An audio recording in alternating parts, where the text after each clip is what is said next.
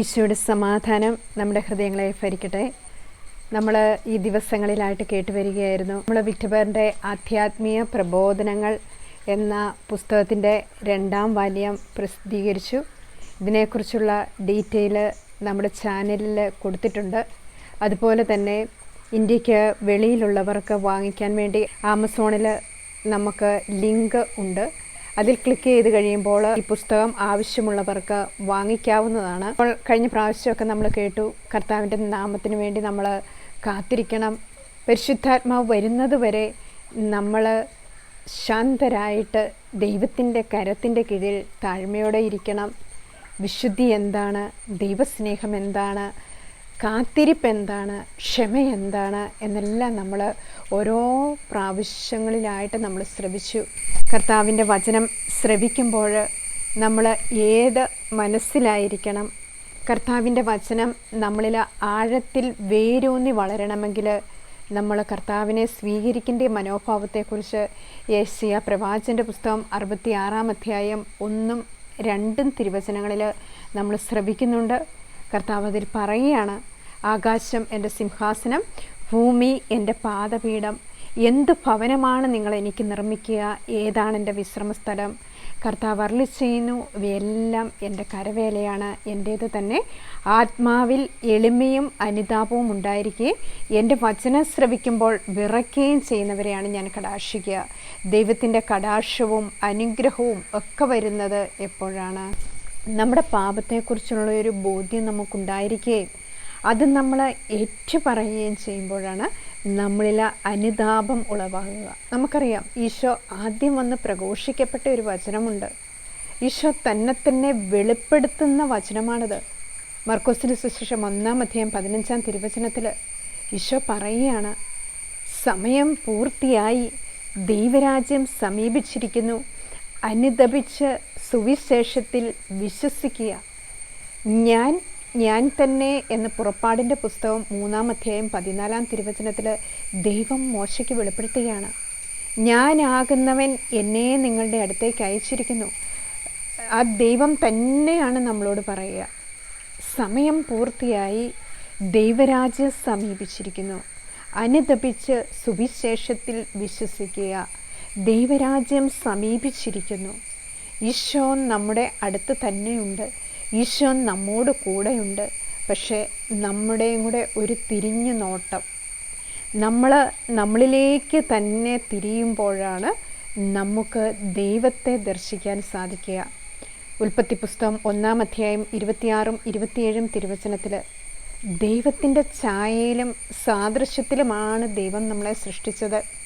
ഈ ആദ്യനീതി നഷ്ടപ്പെട്ട മനുഷ്യരായ നമ്മൾ സ്നേഹത്തിന് വേണ്ടി, ലോകത്തിന് വേണ്ടി എല്ലാം നമ്മൾ അലഞ്ഞു നടക്കുകയാണ്.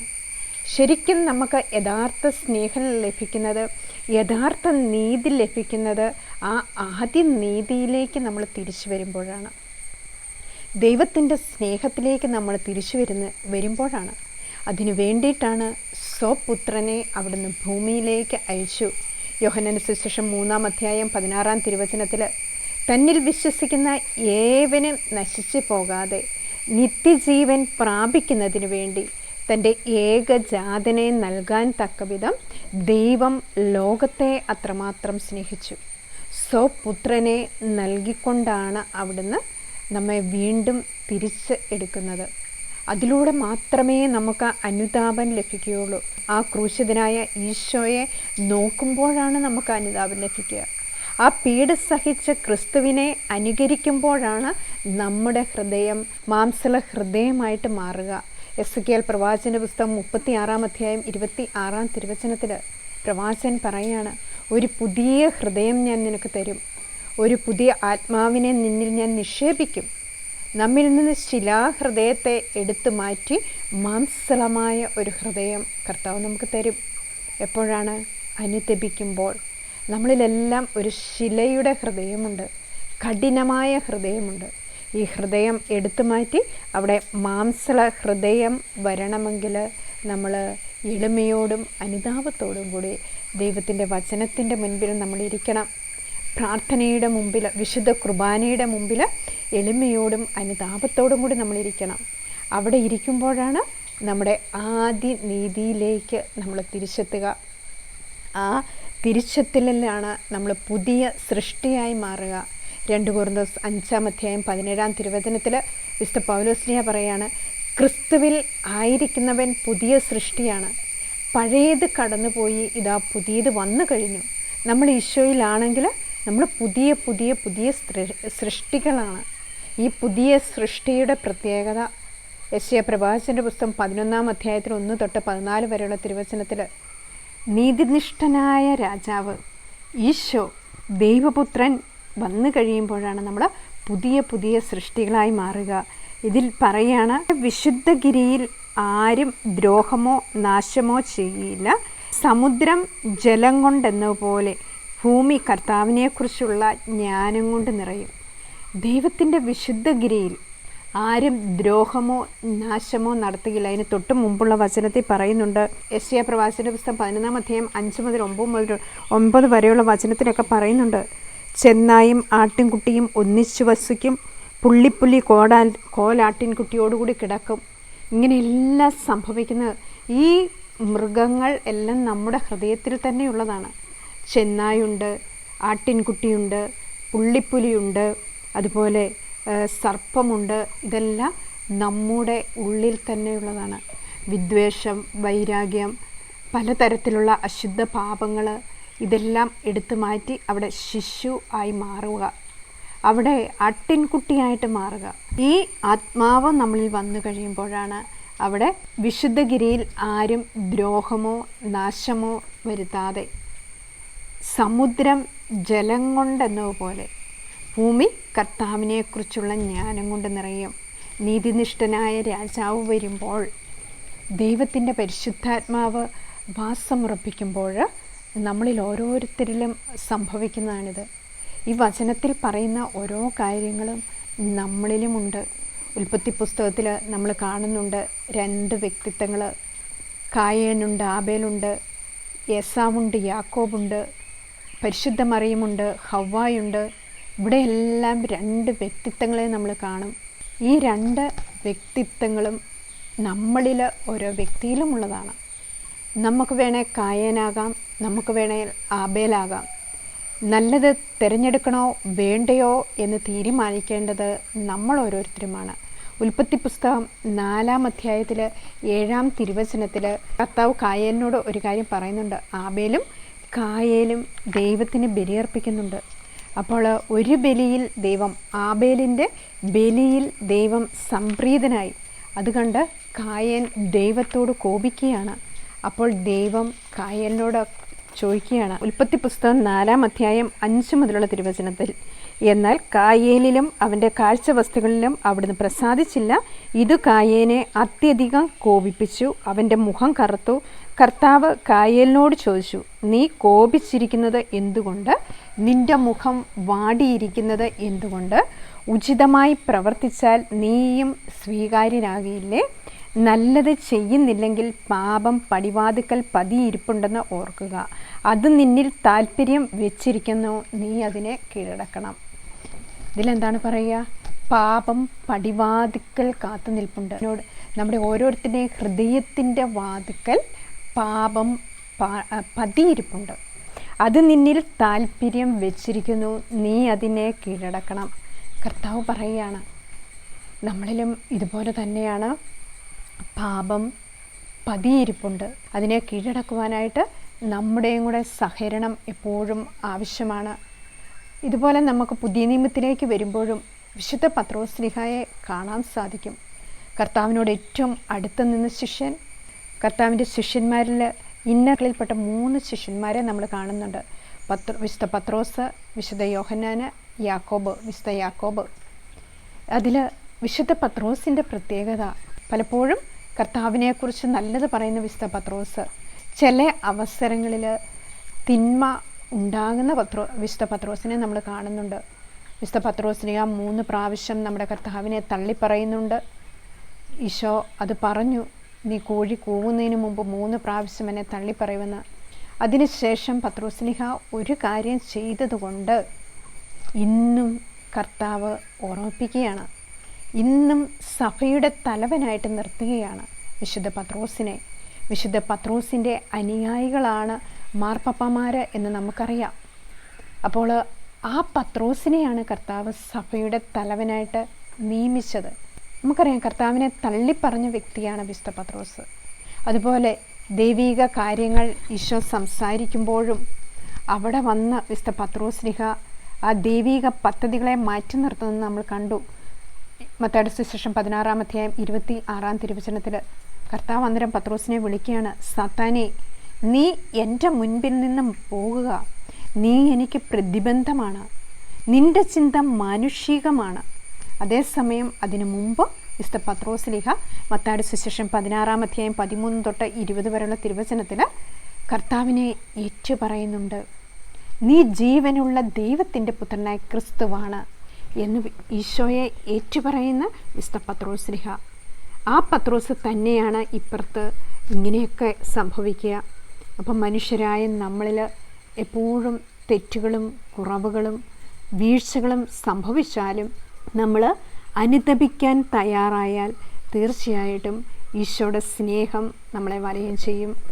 വിശുദ്ധ ലൂക്കായുടെ സുവിശേഷം 22-ാം അധ്യായം 54 മുതലുള്ള തിരുവചനത്തിൽ പത്രോസ് തള്ളി പറയുന്നു എന്നാണ്.